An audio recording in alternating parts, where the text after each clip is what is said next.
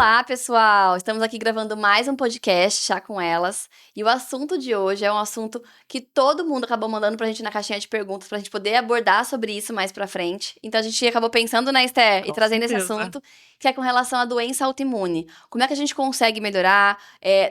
Tem que cuidar só de um tipo de doença autoimune, ou dá pra gente pensar na alimentação e associar todos os tipos de doenças em si? Então acho que vai ser um podcast bem legal. Ai, maravilhoso, né? Um tema super relevante, que infelizmente tem crescido muito, né? A gente tem visto cada vez mais doenças autoimunes. E aí vem o nosso questionamento, né? O porquê disso tudo, né? Exatamente. É muito de uma questão epigenética, né? Dos fatores ambientais, de um processo inflamatório, né? Toda doença autoimune, gente, começa no intestino, né? É importante a gente falar isso. Quem não viu os episódios anteriores, voltem lá para ver.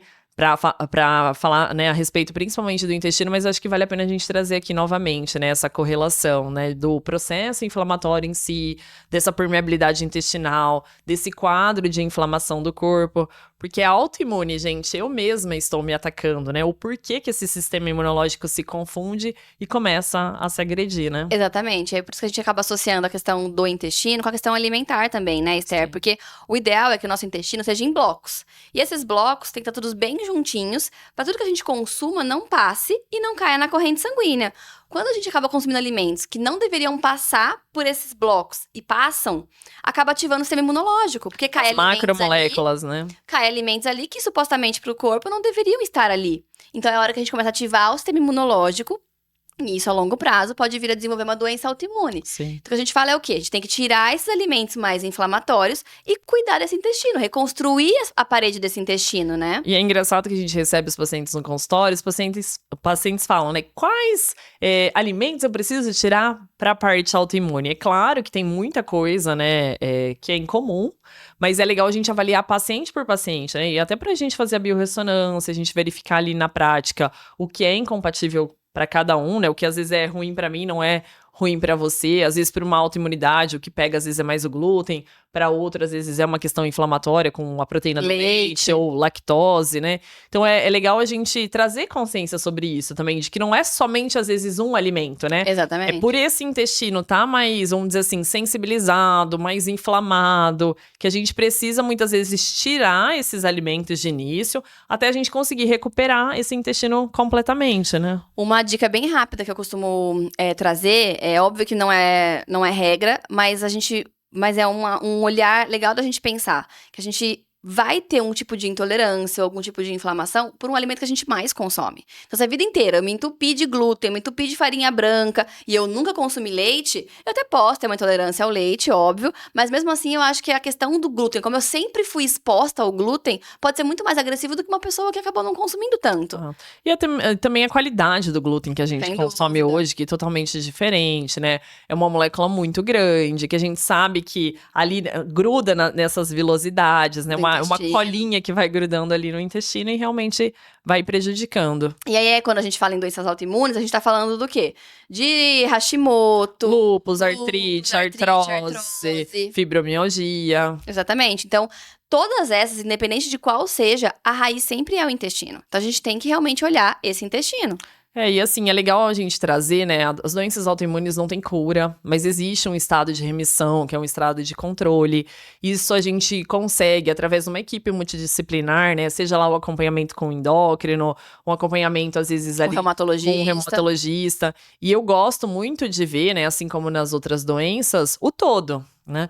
Normalmente os pacientes autoimunes são pacientes mais fragilizados emocionalmente também, né? E é legal que a gente consegue trabalhar muito isso também pelo olhar da metamedicina, né? Não só olhar da metamedicina, mas também de outras técnicas. Então, é legal a gente ter outros profissionais somando para dar esse suporte para o paciente. Sem dúvida. Quando eu pego um paciente autoimune, eu trago muito isso para ele, uma consciência de dentro do consultório. Óbvio que não é a minha área, porque eu não sou terapeuta, né? Terapeuta psicóloga e tudo mais.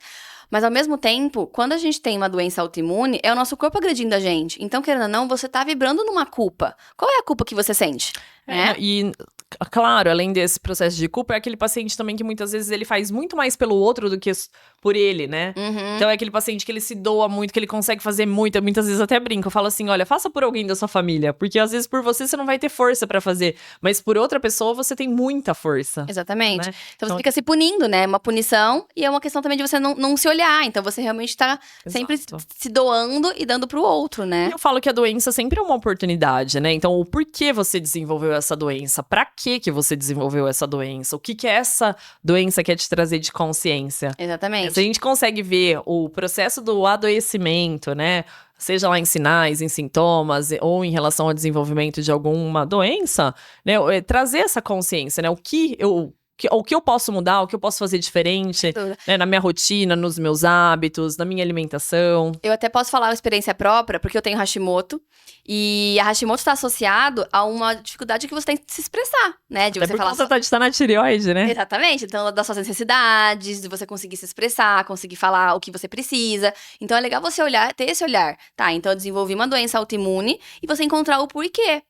E não ficar se punindo do tipo, meu Deus, o porquê eu tive esse tipo de doença. Não, tá, se eu tive, qual foi a razão desse tipo de situação? E o que eu posso fazer pra mudar E o que eu isso, posso né? fazer pra melhorar isso? Então, quando você traz isso pra consciência, é a hora que a cura começa. A cura não digo, né, porque a doença autoimune não tem cura, mas a Essa remissão. sim. A remissão. Então, eu acho que hoje em dia eu tô super controlada com relação Os anticorpos baixos. aos anticorpos baixos da Hashimoto, mas foi a mensagem que meu corpo precisou me trazer pra mostrar, Laís, você precisa se expressar mais, você precisa Trazer aprender a pôr consciência, limite, aprender a falar não. Porque querendo ou não, são coisas que muitas vezes a gente vai, ao longo da vida, você vai não se expressando pra ser uma pessoa mais boazinha, né? Uma criança boazinha, enfim. Então, cada um tem sua questão emocional aí associada, mas é muito legal da gente olhar também. E eu acho que é um grupo de doenças, né, que a alimentação tem mais impacto. Sem né? dúvida. Eu acho que a alimentação, ela transforma tanto esses pacientes autoimunes, a gente consegue, junto, né, das outras coisas, claro, a gente não é só isso, mas a gente consegue controlar tanto esses pacientes, né, seja lá desintoxicando, desinflamando, desparasitando, trabalhando esse intestino, esse processo digestivo. É óbvio que a gente tem que Suplementando, claro. Mas assim, tem os alimentos que são piores, mas é óbvio que cada um, igual é o que a gente falou, né? Cada um vai ter um gatilho. Mas assim, no geral, quando a gente pensa em autoimune, eu pensaria muito em glúten, em leite, nos grãos, na proteína animal, dependendo do tipo de autoimune. Sim. Nos produtos industrializados, claro, né? Açúcar. Corante, conservante, aromatizante. E aí também, né, trazer para essas pessoas, né, essa questão da correlação desse intestino com o desenvolvimento de outras autoimunidades também. Sem dúvida. Que o que a gente pega muitas vezes não é um paciente só com uma autoimunidade, mas é muitas vezes com uma coleção de autoimunidades, né? E aí, se a gente entende a causa disso, é um efeito dominó. Sem dúvida. E eu falo muito isso dentro do consultório, porque supostamente quando a gente pensa num Hashimoto, vamos dizer assim, você não tem muitos sintomas. O máximo é um cansaço, uma queda de cabelo. E se a pessoa não tem um hipotireoidismo associado, né? Exato. Então, assim, se a pessoa não ignora esse processo, ela vai acabar desenvolvendo outro tipo de doença autoimune que são muito mais sérias. E daí vão realmente comprometer a sua saúde, né? Uma artrite, uma artrose, começa a ter dor pra se locomover, pra ter uma qualidade de vida aí. Então, não é só porque eu tenho um tipo de doença autoimune, e pode ser uma doença que eu não tenho sintomas, que eu vou ignorar e vou ter uma vida como se eu não tivesse nada, né, Esther? Então é bom a gente olhar isso também, porque a tendência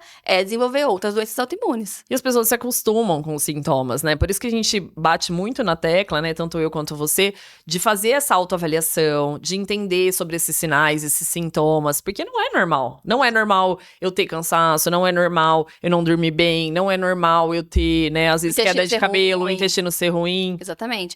E aí é óbvio, quando a gente pensa em doença autoimune, a gente tem que pensar em algumas vitaminas. Por exemplo, vitamina D é uma vitamina super importante para autoimune. Por conta desse bloqueio, né, esse fortalecimento do sistema imunológico que ela proporciona. Inclusive, para esses pacientes, a gente gosta de níveis até otimizados dessa vitamina D, né? E trabalhar muito, né? Eu gosto muito dos fitoterápicos para trabalhar essa via intestinal, né? Os prebióticos. Caldo de osso também é muito legal para doença autoimune, porque querendo ou não, é um dos melhores colágenos para reconstruir a parede do intestino, né? É rico em aminoácidos, né? O caldo de osso, a gente já falou no outro episódio, inclusive. O caldo de osso, ele ajuda na recuperação da mucosa do intestino e na diminuição dessa permeabilidade intestinal. Exatamente. Então, é um baita aliado que a gente pode pode pôr no nosso dia a dia, então... Fácil, barato, fácil. gostoso. Não tem gosto de nada, assim, né? Porque Não às é vezes dá uma forte, né? assustada com relação a, nossa, caldo de ossos, né? Mas é super tranquilo, parece um caldinho de legumes, né? Então é bem tranquilo e ajuda muito com relação a essa questão do intestino. Sim, e aumentar essa imunidade também.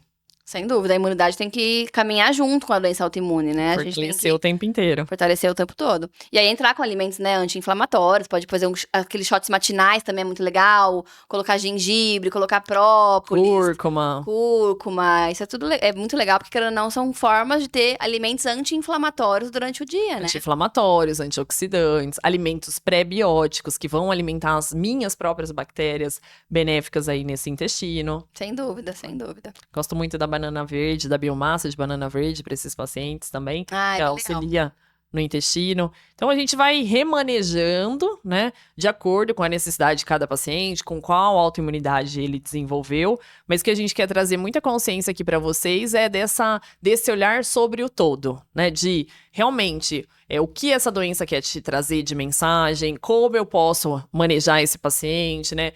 Como eu posso desintoxicar, desinflamar, o que eu posso mudar da minha alimentação também. Sem dúvida. E aí tem algumas perguntinhas que o pessoal acabou mandando pra gente também, que eu acho que é legal a gente dar uma olhadinha.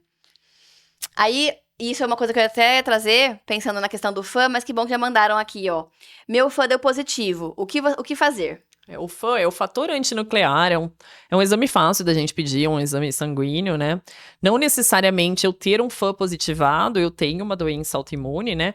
Mas eu sempre, quando eu peço e vem um paciente com um fã positivado, eu normalmente encaminho para uma reumatologista, para fazer uma avaliação um pouco mais completa, né? Então, assim, eu acho que não é um motivo de, nossa, pavoro, mas é legal a gente investigar. Eu cheguei a conversar com alguns médicos há um tempo atrás, e eles me relataram isso. Eles falaram, o problema do fã é que muitas vezes quando a gente pede e dá positivo, os pacientes ficam assustados. Exato. Então tem muito médico que não pede por receio do paciente ficar apavorado e acabar, né? E acho que é uma questão só da gente explicar isso pro paciente, né? Como tudo que a gente faz na clínica, né? Tô pedindo isso por conta disso, esse exame serve pra isso. Então eu acho que é um parâmetro legal. Conduz. Mas é um parâmetro que não vai dar um diagnóstico de forma alguma. Então, tem que olhar outros processos juntos também. Estou com Hashimoto, por onde começar, né? Bom, o Hashimoto, como a gente comentou agora, né? Toda doença autoimune começa no intestino, fato. Então, a gente vai ter que olhar esse intestino. Como que tá esse intestino, né? Então, acaba tendo uma desbiose intestinal. Então, a gente vai ter que reconstruir a parede desse intestino.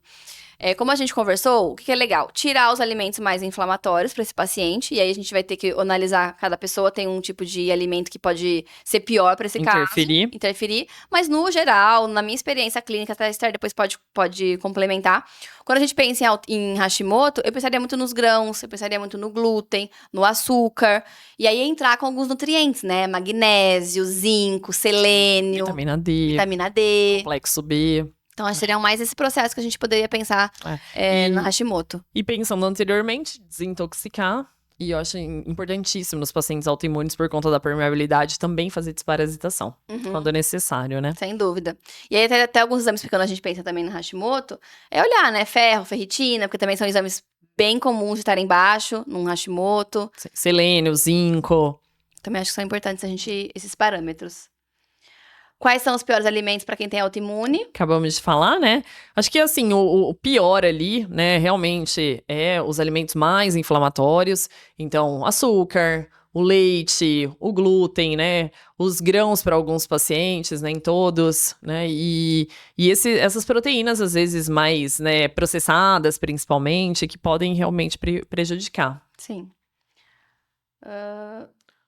Qual o valor bom de vitamina D para quem tem autoimunidade? Eu gosto próximo a 80, mas lembrando que a gente precisa avaliar os outros parâmetros e monitorando os outros parâmetros ali de forma associada, né? Então, paratormônio, o cálcio desse paciente, para que a gente não... E às vezes fazer a suplementação de forma conjugada, como a gente comentou no outro episódio dos exames laboratoriais. Exato, ainda mais quando a gente pensa em vitamina D, é o que a gente falou no outro podcast, né? No outro episódio. Associar com vitamina K2, com a vitamina A. Um veículo oleoso. Então, tudo isso é importante, porque senão a gente vai só entrar com essa fórmula e não vai adiantar nada, muitas vezes. Olha lá, alguém mandou sobre o caldo de osso que nós falamos hoje. Ai, que legal. Ouvi dizer que caldo de ossos é bom. Nem sei o que é, né?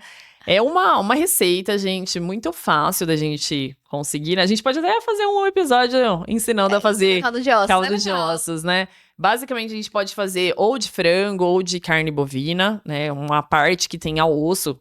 Eu gosto muito de indicar fazer de ossobuco por conta do tutano. E a gente cozinha lentamente esse caldo. E aí, os nutrientes desse osso passam para a água, porque eles são hidrossolúveis.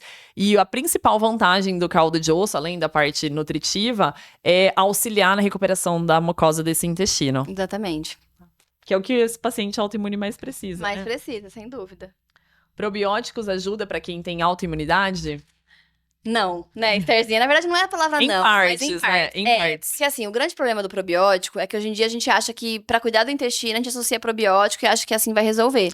Só que o probiótico, querendo ou não, é igual colocar um peixinho novo num aquário sujo. Eu brinco que é colocar gente boa num ambiente ruim, né? Se a gente não limpar esse aquário, a gente não vai sair do lugar. E o que a gente tem que pensar? Como esse paciente autoimune, ele tem essa permeabilidade aumentada, de cara, né? Por que a gente fala que depende, em partes, né? Ou talvez depois. Depois, né? Porque não seria a primeira etapa em relação ao tratamento dos pacientes autoimunes, né? Eu brinco que tem que fazer a coisa certa do jeito certo, mas também na hora certa, né? Então, assim, o que esse paciente autoimune precisa em primeiro momento é fazer a recuperação, né? Restaurar essa membrana desse intestino que tá aberta, né? Alimentar as próprias bactérias benéficas que esse paciente já tem ali, tirar esses alimentos mais inflamatórios, do que a gente já entrar, às vezes, de cara com um probiótico, porque muitas vezes a gente pode até piorar o quadro. O quadro dele. Não no curto, mas no longo prazo. Exato. Né? Então, o importante é o quê? Vamos limpar esse aquário pra depois colocar peixinhos novos lá dentro. Exatamente. E muitas vezes a gente percebe que nem precisa, né? É difícil